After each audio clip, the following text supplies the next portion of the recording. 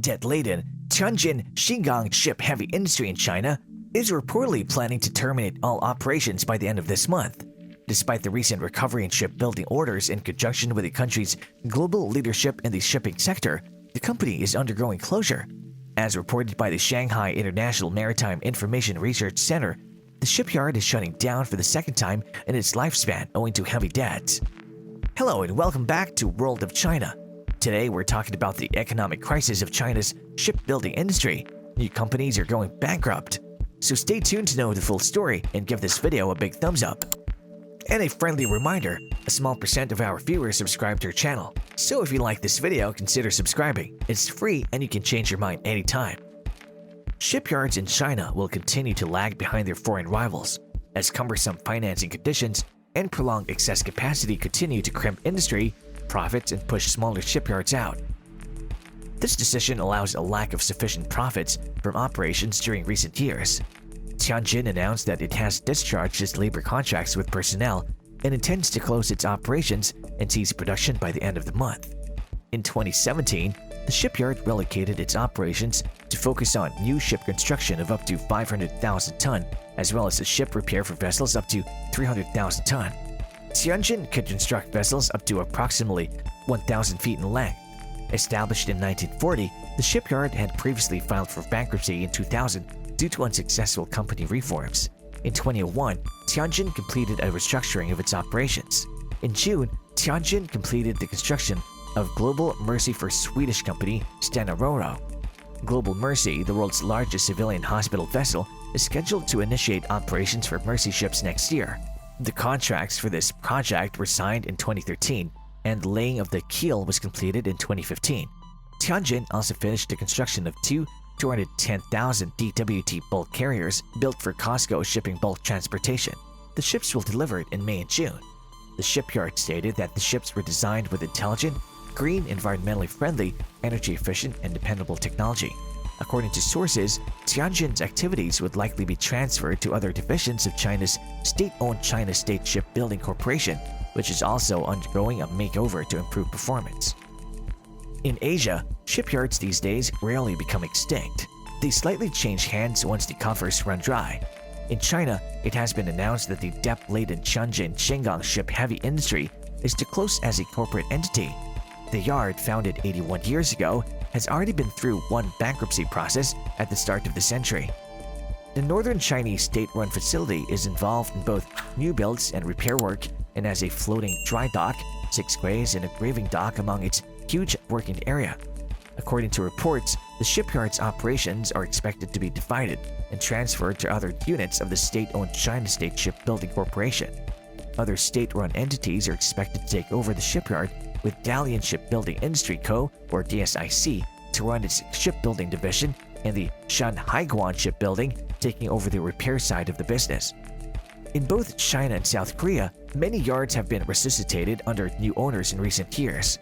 Sushan Intermediate People's Court announced last week that it had accepted an application from Xingang Shipping Group Company to liquidate its subsidiary, Wuzhou Shipbuilding and Maintenance Co., making it the first state-owned shipyard to go bankrupt since 2005. Xingang Shipping said that the shipyard's bankruptcy was due to its massive debt burden of 911 million yuan or $140 million, including payment in arrears to workers, part suppliers, and taxation authorities. Wuzhou Shipyard suspended operations after it delivered a 2,500 20-foot equivalent units container ship to Shanghai Zhongzhou Shulian Shipping Co. in July. It also has one 2,500 TEU container ship, 2 barges, and 1 tugboat which remain undelivered. Dong Liwan, a shipping industry professor at Shanghai Maritime University, said, quote, "Even though the total asset value of the Wuzhou shipyard is not significant, its status as a state-owned shipyard has increased concerns that more Chinese shipyards from both the private and state-owned sectors will face either bankruptcy or passive merger in 2016. Dong said the main products of the Wuzhou shipyard were all low-valued added ships, including small bulk vessels and container ships, both of which were hit hard by price fluctuations in 2015, with their prices cut by as much as 50%.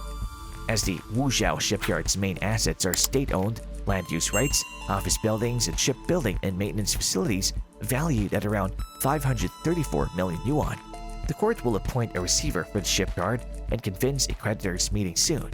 More than 30 major large-scale shipyards went bankrupt over the past 2 years, according to the China Association of the National Shipbuilding Industry, including Jiangsu-based Nantal Mingde Group Company and Jiangsu Daoda Marine Heavy Industry Company and Xingang Shipbuilding Company, all of which were capable of manufacturing high-value-added ships such as chemical tankers and vehicle carriers. As China's policy banks, such as China Development Bank and the Export-Import Bank of China, become more cautious in approving refunds guarantees, particularly to small and medium-sized shipyards, Guo warned that unqualified shipyards should not even consider producing offshore engineering products such as oil rigs and offshore pipe-laying vessels for foreign customers. The companies are controlled by Dalian Shipbuilding Industry, or DSIC, were unable to repay debts to their creditors and had suffered a cash shortage. Dalian Intermediate People's Court ruled on the bankruptcy of the two companies. Over the last 3 years, the accumulated losses of Dalian Shipbuilding Industry Marine Services and DSIC Steel Engineering reached 633 million RMB and 422 million RMB respectively. Dalian Shipbuilding Industry Marine Services and DSIC Steel Engineering Company are mainly involved in ship and marine engineering products repair, conversion, scrapping, and recycling. The two are jointly owned by DSIC 67%, Pacific International Lines or PIL 18%, and Anshan Iron and Steel 15%. PIL took the stake in the ventures in 2012. Currently, Shanghai Shipbuilding Industry, a subsidiary of DSIC and its subsidiaries, are providing ship repair and conversion-related services. According to their statement, the bankruptcy of the two companies will not affect the normal operation of the group.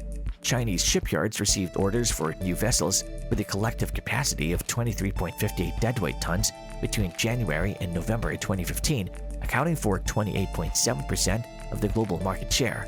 South Korea's shipbuilding industry, a powerful rival of China's, held 38.8% of the global market share during the same period. China has 1,600 shipbuilding-related enterprises, including 800 large shipyards, employing 1.4 million people with an annual industrial output value of 800 billion yuan, according to the National Development and Reform Commission. Experts say that China's shipbuilding industry is in the midst of chilly winter, and half of China's shipbuilding enterprises will go bankrupt in the coming years. The ongoing downturn has been illustrated by two key indicators for the shipbuilding industry that have declined over the first 7 months of the year. From January to July, new shipbuilding orders collapsed 69.4% year-on-year to 14 million deadweight tons. The China Association of the National Shipbuilding Industry, or CANSI, said on August 18th. By the end of July, total handling orders fell 10.9% year-on-year to 136.7 million deadweight tons. The figure had dropped 8.5% from the end of 2014. Shrinking orders have taken a toll on shipbuilders' profits. The 88 major shipbuilding enterprises in the association reported their profits plunged 17.7% year-on-year to 3.35 billion yuan, or $525.28 million, over the first 7 months of the year, CANSI's data show. The collapse of the shipbuilding industry will increase unemployment, reduce local government revenue, and impact the upstream and downstream industries such as the boat deck industry and iron and steel industry. However, the global recession and subsequent collapse in orders just complicated this problem, and following this, there will be more enterprises in the industry that will go bankrupt over the next few years. Well, that's all for today. Thanks for watching this video. If you have enjoyed this video, then give this video a big thumbs up and share it. For more exciting videos, subscribe to this channel and hit the bell icon. I'll be back with another exciting video soon. Till then, check out our channel for more exciting videos and stay tuned. Watch China's shipbuilding giant gone bankrupt. The link is in the description below.